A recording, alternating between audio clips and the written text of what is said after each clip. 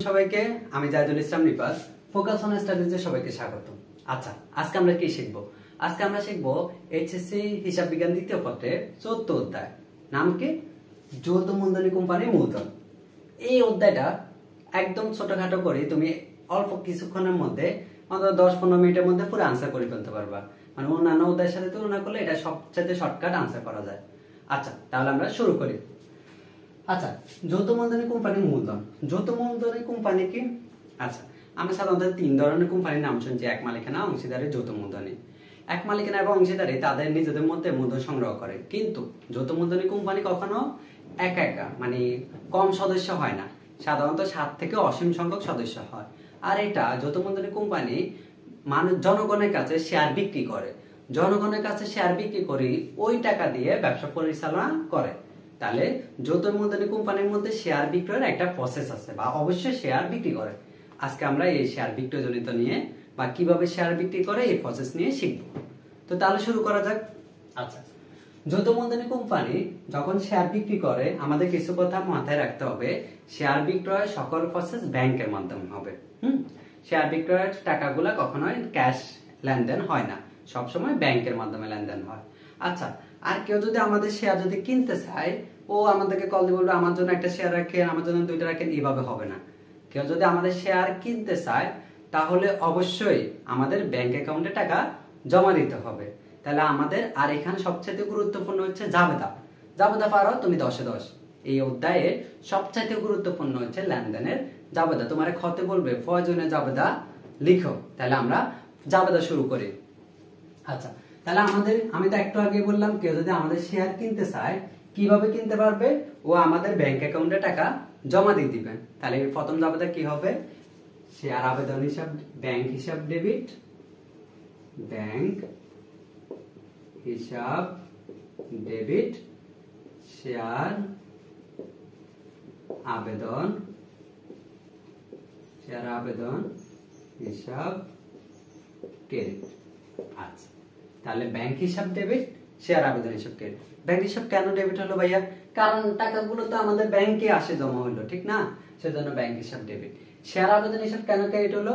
কারণ টাকাগুলো তো আমার না, আরেকজনের টাকা আমাদের অ্যাকাউন্টে আসলো, তাহলে টাকাগুলো ফেরত দিতে হবে, নাহলে এর বিনিময়ে শেয়ার দিতে হবে। এখনো তো আমি শেয়ারও দিই নাই, ফেরতও দিই নাই, তার মানে আমাকে নিশ্চয়ই কি এটা একটা দায়বাচক হিসাব, কারণ আমরা তো দায়বদ্ধ এখনো।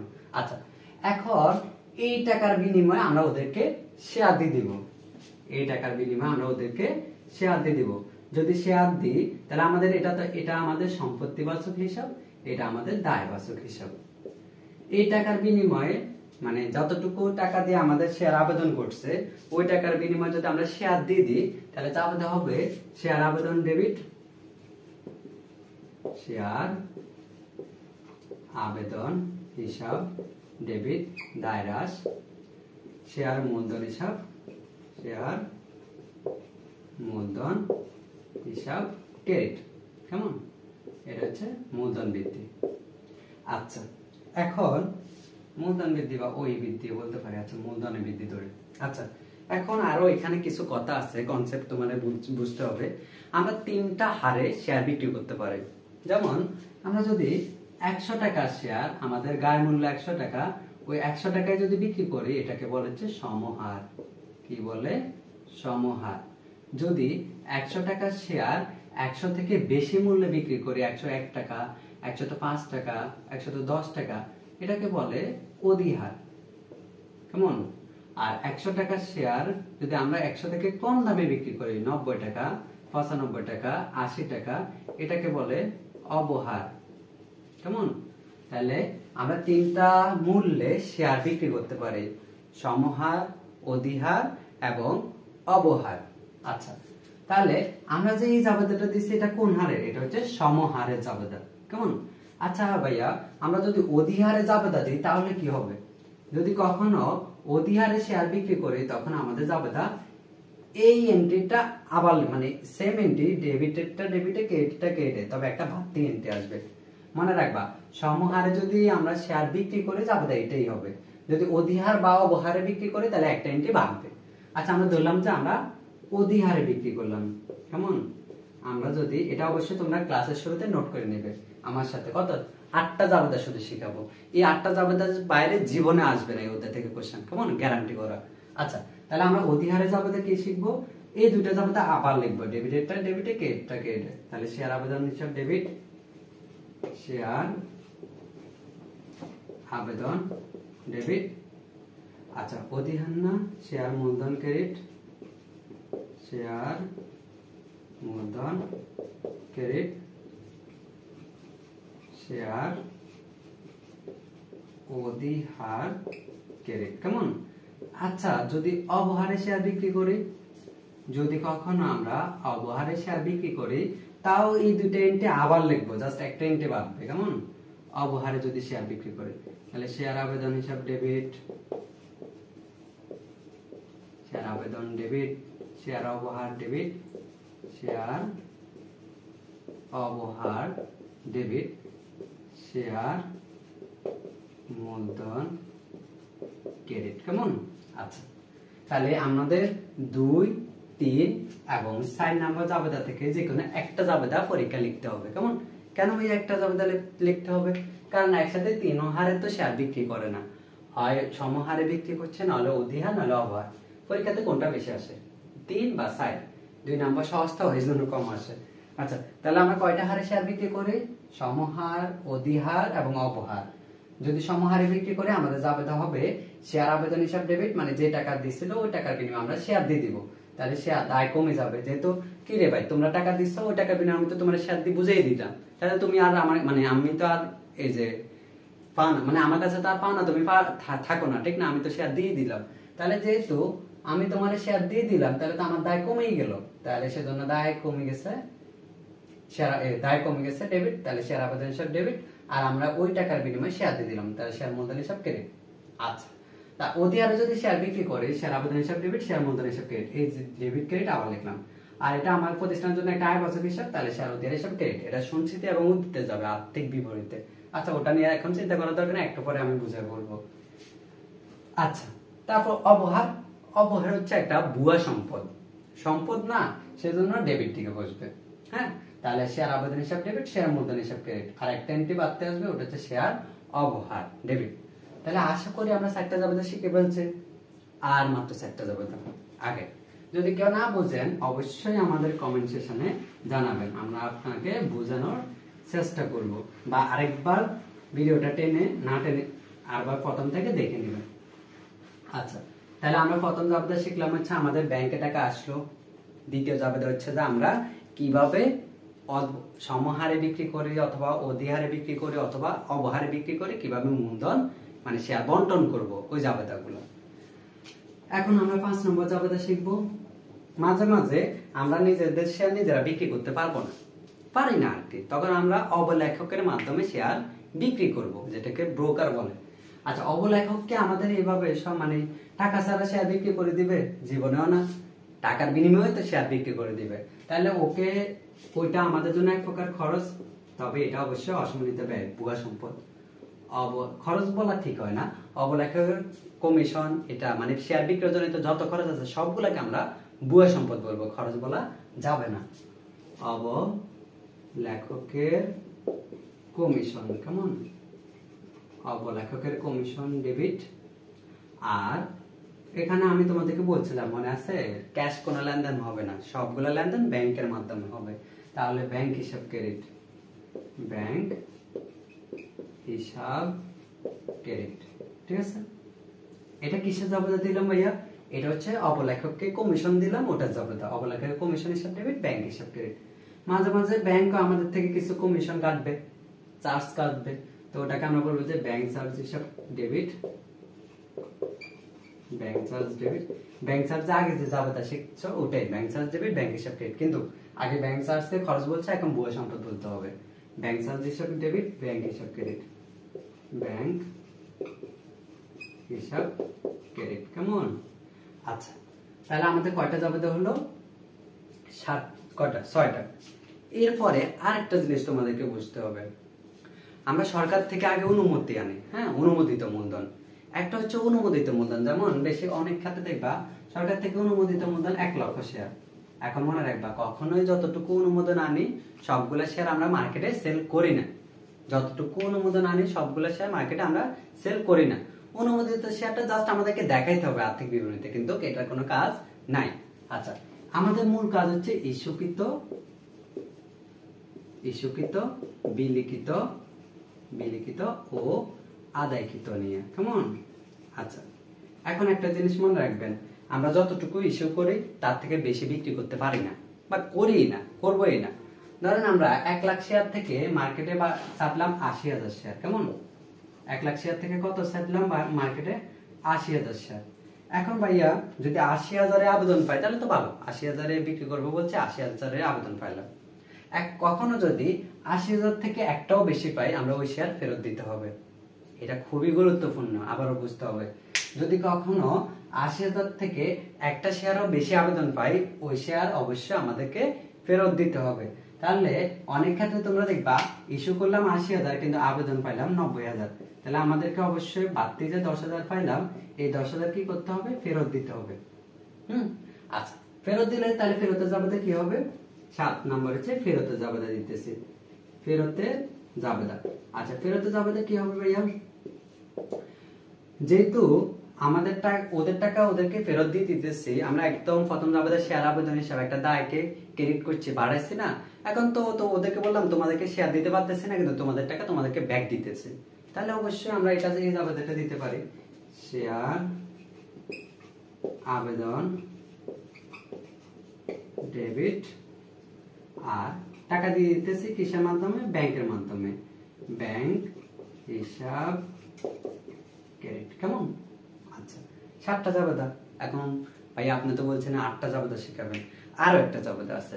কিছু কিছু ক্ষেত্রে দেখবা যে জমির বিপরীতে বা যন্ত্রপাতির বিপরীতে আমাদেরকে শেয়ার বিক্রি করতে হয়। এটা কেমন?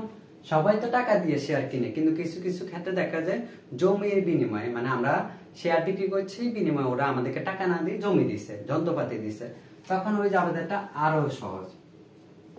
আচ্ছা, জমির বিপরীতে বা যন্ত্রপাতির বিপরীতে যদি শেয়ার বিক্রি করি, তাহলে আমাদের ওইখানে দায়, শেয়ার আবেদন হিসাবে একটা দায় আনার দরকার নেই। তখন আমরা ডাইরেক্ট বলবো যে জমি বা ভূমি বা যন্ত্রপাতি হিসাব ডেবিট, শেয়ার মূলধন হিসাব ক্রেডিট, শেয়ার মূলধন ক্রেডিট। এখানে অধিহারও আসতে পারে, অবহারও আসতে পারে। অধিহার বা অবহার যদি 2-3 নাম্বার জাবেদাগুলো আসে, 2 না 3-4 নাম্বার অধিহার থাকলে আমরা অধিহারকে ক্রেডিটে লিখবো, শেয়ার অধিহার হিসাব ক্রেডিট। যদি অবহার থাকে অবহারে ডেবিটে লিখবো, শেয়ার অবহার ডেবিট। কেমন? তাহলে জমি বা ভূমি বা যন্ত্রপাতি যদি আসে, যন্ত্রপাতির বিনিময়ে যদি আমরা শেয়ার বিক্রি করি, তাহলে আমরা জমি, ভূমি বা যন্ত্রপাতি ওটাকে ডেবিট করব, আর শেয়ার আবেদন হিসাব ক্রেডিট করব। তো হয়ে গেল। আচ্ছা, এখন আমরা বিগত, আচ্ছা এরপর আর্থিক বিবরণীতে কি দেখাতে হবে? আর্থিক বিবরণীটা আমি বলে দিতেছি। প্রথমে আপনারা লিখবেন যৌথ মূলধনী কোম্পানি আর্থিক বিবরণী, প্রতিষ্ঠানের নাম লিখবেন। হ্যাঁ, এভাবে লিখবেন। টাকার ফিগার 2টা দিলে দেন, 3টা দিলেও দেন, সমস্যা নেই। আচ্ছা, এরপর আপনি কি করবেন? প্রথমে লিখবেন চলতি সম্পদ, চলতি সম্পদ। কেমন? চলতি সম্পদ লিখে কি লিখবেন? ব্যাংক জমা, ব্যাংক জমা। এখন কথা হচ্ছে ব্যাংক জমার টাকা কিভাবে ব্যবহার করবেন? আপনার জাবেদার দিকে তাকাবেন, ব্যাংক হিসাব কয়বার আছে, যদি একবার থাকে ওই টাকাটাই লিখে দিবেন। সাধারণত দেখা যায় যে ব্যাংক জমা ডেবিটেও থাকে, কিছু কিছু ক্ষেত্রে ওই যে অবলেখা করে কমিশন দিচ্ছেন, অথবা ব্যাংক চার্জ দিচ্ছেন, আবার অথবা শেয়ার ফেরত দিচ্ছেন, ওই সকল ক্ষেত্রে ব্যাংক হিসাব ক্রেডিট হয় না। ক্রেডিট হয় মানে কি? আমাদের ব্যাংক থেকে টাকা চলে গেছে, আমাদের ব্যাংক থেকে টাকা কমে গেছে। আচ্ছা, এখন ব্যাংক চার্জ, অবলেখকের কমিশন বা শেয়ার ফেরত দেওয়ার কারণে আমাদের টাকা ব্যাংক থেকে কমে গেছে। তাহলে একদম প্রথম জাবেদায় ভালো করে খেয়াল করলে দেখবেন যে ব্যাংক হিসাব ডেবিট হয়েছে, ওইখান থেকে আমরা যতগুলা ব্যাংক হিসাব ক্রেডিট হয়েছে ওগুলা বাদ দিব, বা তারপর টাকাটা আমরা এখানে লিখবো। আর মাঝে মাঝে আর তোমরা দেখবা যে এখানে অলিক সম্পদ থাকে। কেমন? অলিক, বুগা বা কাল্পনিক সম্পদ থাকে, ওটাকে আমরা অবশ্যই লিখবো এখানে। আবার মাঝে মাঝে দেখবেন যে ভূমি থাকবে, ভূমি বা যন্ত্রপাতি, তখন আমরা এখানে নতুন করে আনবো যে স্থায়ী সম্পদ। তবে এটা খুবই কম আসছে, ধরো বিগত সালে একদমই কম, তাহলে স্থায়ী সম্পত্তিটা লিখবো, লিখে আমরা সবগুলা সম্পত্তিকে টোটাল যোগ করে দিব।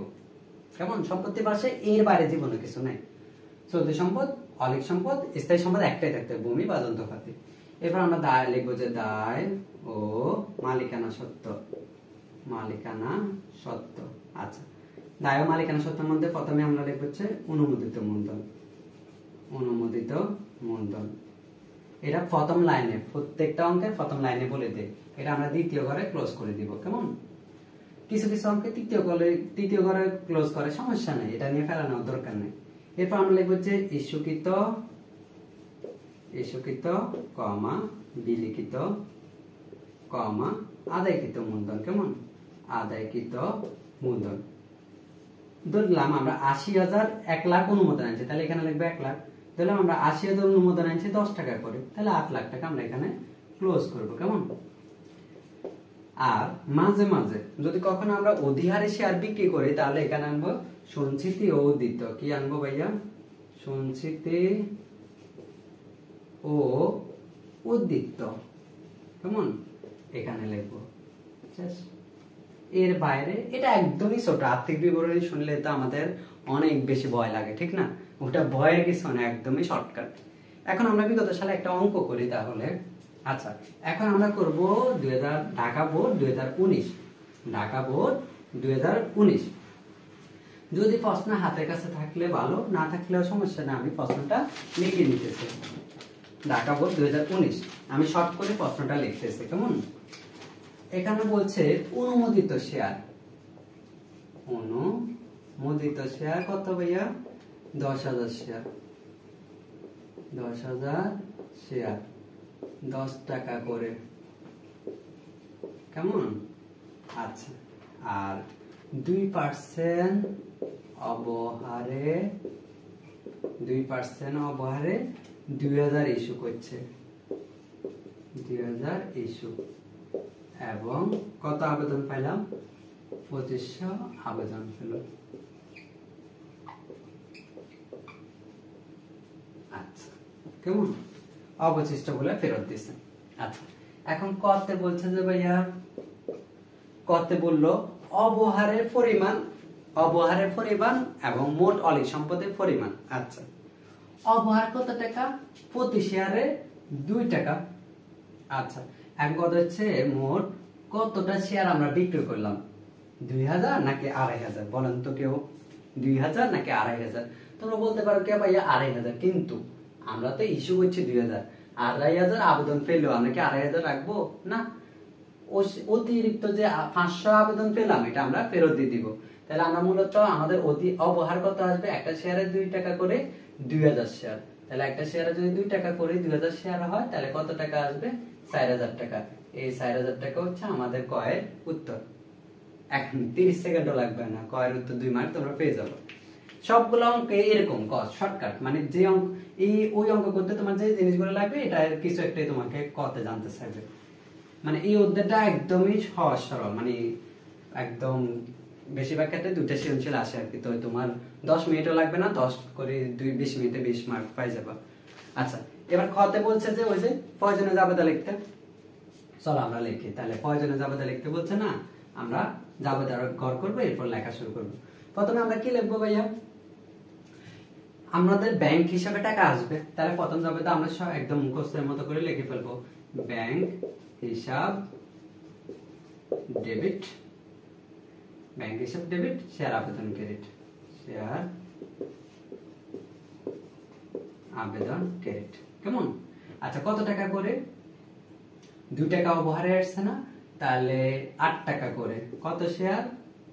২,৫০০ আবেদন পাইছি না, ব্যাংকে তো কেউ তো বলতে পারবে ২,০০০ কেন দিচ্ছেন না, কারণ ব্যাংকে তো ২,৫০০ টাকাই আসছে, তাহলে ৮ টাকা করে ২,৫০০। কত হবে ভাইয়া?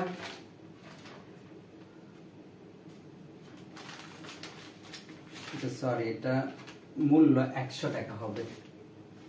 ঠিক আছে, কেমন? ২ টাকা করে আছে, তাহলে এখানে ৯৮ টাকা করে হবে। ৯৮ টাকা করে ২,৫০০ শেয়ারের দাম কত হবে? ৯৮ টাকা করে ২,৫০০ শেয়ারের দাম হবে ২,৪৫,০০০ টাকা। ২,৪৫,০০০ টাকা। কেমন? আচ্ছা, একটা জাবেদা গেল। এরপরে অবহারে জাবেদা না, তাহলে অবহারে জাবেদা আমরা লিখে ফেলবো। শেয়ার আবেদন হিসাব ডেবিট, শেয়ার আবেদন ডেবিট শেয়ার অবহার ডেবিট শেয়ার মূলধন ক্রেডিট। শেয়ার অবহারের টাকা আমরা অলরেডি বাইর করে ফেলছি 4000। শেয়ার মূলধনে কত টাকা যাবে সবসময় মনে রাখবা, শেয়ার মূলধনে অবহারের টাকাও যায় না, অধিহারের টাকাও যায় না, যত টাকা গায়ে রেট তত টাকাই যাবে। তাহলে 100 টাকা করে কয়টা শেয়ার দিব আমরা? 2000। বাকি 500 ভাইয়া কই গেল? বাকি 500 আমরা ফেরত দিব, একটু পরে আমরা ওটা জাবেদা দিব। আচ্ছা, তাহলে 100 টাকা করে 2000 শেয়ার কত হবে ভাইয়া? 2 লক্ষ টাকা। তাহলে 2 লক্ষ, কেমন? তাহলে আমাদের শেয়ার আবেদনে কত আসবে? 2 লক্ষ থেকে 4000 টাকা বাদ দিলে 1,96,000 টাকা। 1,96,000 টাকা, কেমন? আচ্ছা, এটা আমাদের গেল। এটা হচ্ছে প্রথম জাবেদা, এটা হচ্ছে দ্বিতীয় জাবেদা। তোমরা চাইলে এই দ্বিতীয় জাবেদায় তুমি ফেরতের জাবেদাও দিতে পারো, কোনো সমস্যা নেই। আবার চাইলে দুইটা মানে ফেরতের জাবেদা এখানের মধ্যে দিয়ে দিতে পারো। কেমনে? জাস্ট ব্যাংক হিসাব ক্রেডিট লিখতে পারো, তবে আমার মতে আলাদা আলাদা দিলেই ভালো। আচ্ছা, আমরা ফেরতের জাবেদাটা দিই 3 নম্বর জাবেদা। এটা লিখবো হচ্ছে শেয়ার আবেদন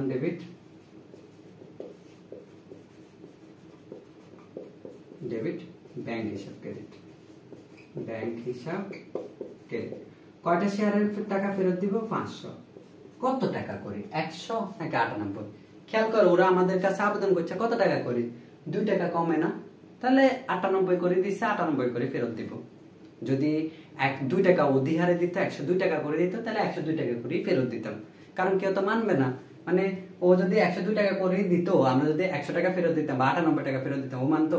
কি রে ভাই, শেয়ার তো দিলেন না, আবার টাকাও কম দিতেছেন, এটা তো কেউ মানবে না। তাহলে 500 শেয়ার 98 করে কত টাকা হবে ভাইয়া? 500 শেয়ার যদি আমরা 98 টাকা করে দিই, আচ্ছা ক্যালকুলেটর আমরা করি। 500 শেয়ার 98 করে, কেমন?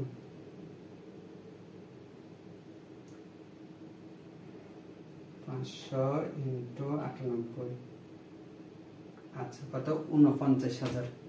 কত টাকা? 49,000। 49,000, কেমন? আচ্ছা ঠিক আছে, তাহলে আমাদের জাবেদা দেওয়া কি হয়ে গেল? হয়ে গেল। প্রথমে ব্যাংকে টাকা আসছে, তারপরে এটা আমরা 2000 জন মানে 2000 শেয়ারের বিনিময়ে 2000 আবেদন পাইছে কত? 2,500 না?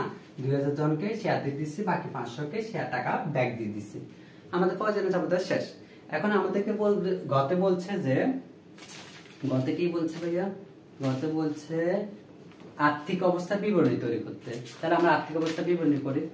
আর্থিক অবস্থার বিবরণী আমরা গতে লিখবো যে আর্থিক অবস্থার বিবরণী। একটা মজার বিষয় হচ্ছে, এখানে খতে যা আছে সব অঙ্কে খতে তা আছে, এখানে গতে যা আছে সব অঙ্কে গতে তা আছে। আচ্ছা, আমাদের তাহলে আর্থিক অবস্থার বিবরণী মনে আছে? আমরা প্রথমে বিবরণ, টাকার গছ চাইলে 2টাও দিতে পারে, 3টাও দিতে পারে, আমাদের ইচ্ছা, কেমন? আচ্ছা, আমরা প্রথমে লিখবো চলতি সম্পদ। আমরা কি লিখবো ভাইয়া? চলতি সম্পদ, কেমন? চলতি সম্পদ। আমরা এক ভিডিওতে সব শেষ করে ফেলতেছি।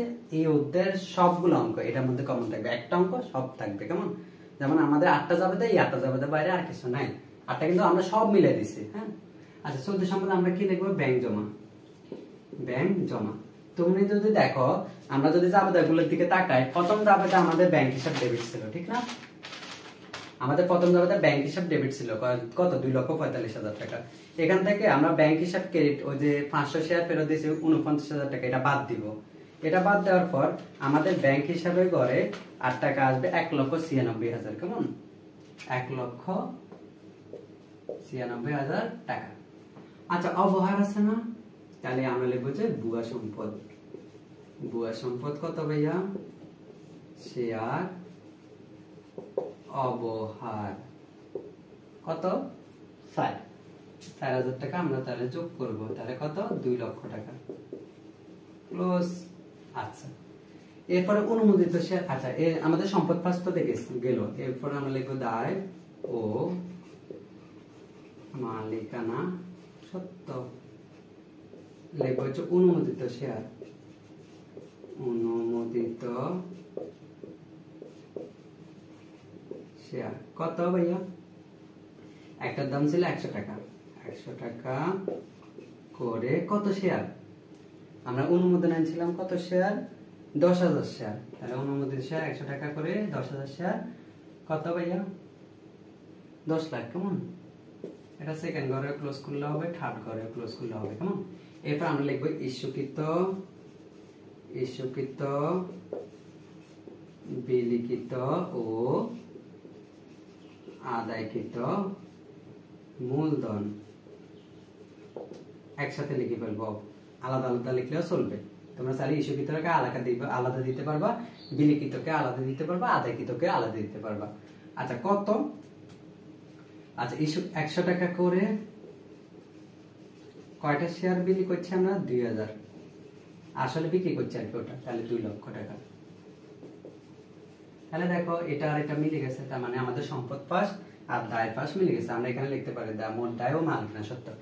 তো আশা করি পুরো ক্লাসটা তোমরা বুঝছো। প্রথম কাজ হচ্ছে 8টা জাবেদা পারা, এরপরে হচ্ছে আমি স্টেপ বাই স্টেপ কতে আসবে, হয়তো ওদি আর বাও বার কতটা কেটে আসতে পারে, কতে জাবেদা, গতে আর্থিক বিবরণী। এর থেকে সুন্দর গোছানো মনে হয় না ক্লাস তোমরা পাবা, মনে হয় না। আচ্ছা ফেললেও পেতে পারো, আমার মনে হয়, আমার জানা নাই। তবে এত সুন্দর করে বুঝে দেওয়ার পরে যদি তুমি সুন্দর করে নোট করে এই ক্লাসটা করো, আমি আশা করি, বিশ্বাস করি এই অধ্যায় থেকে যেভাবেই প্রশ্ন হোক তুমি আটকিবা না। অন্যান্য ক্ষেত্রে সারা দেখা যায় পুরা এটা নিয়ে 2-3 মাস সময় কাটায়, এটা নিয়ে জাস্ট এতটুকু যদি তুমি ভালো করে বুঝো, তুমি কখনোই তোমাকে আটকাতে পারবে না। তো আমাদের ভিডিওগুলো যদি বুঝে থাকো, অবশ্যই তোমাদের বন্ধু বান্ধবদের সাথে এই ভিডিওগুলো শেয়ার করবা। তো সবাই ভালো থাকবা। আল্লাহ হাফেজ। আসসালামু আলাইকুম।